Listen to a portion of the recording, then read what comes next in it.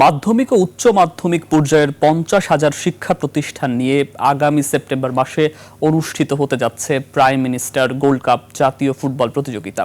শিক্ষা মন্ত্রণালয়ের মাধ্যমিক ও উচ্চ শিক্ষা বিভাগের সম্মেলন কক্ষে টুর্নামেন্টের জাতীয় স্টিয়ারিং কমিটির সভায় এই সিদ্ধান্ত হয়।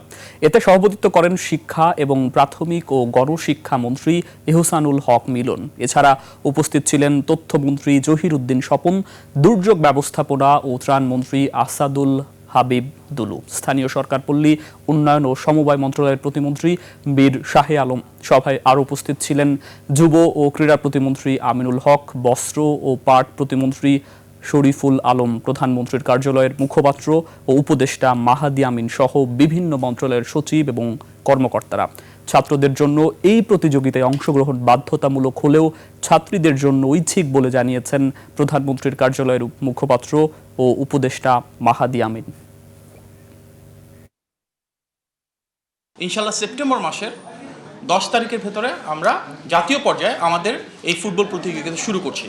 ক্লাস 6 থেকে 12 পর্যন্ত বাংলাদেশের সকল স্কুল, কলেজ, মাদ্রাসা, টেকনিক্যাল এবং ভোকেশনাল ইনস্টিটিউটের শিক্ষার্থীবৃন্দ এখানে অংশগ্রহণ করবে। টোটাল প্রায় 50,000-এর মতন শিক্ষা প্রতিষ্ঠান পার্টিসিপেট করবেন। সকল ছেলে শিক্ষার্থীদের জন্য এটি বাধ্যতামূলক।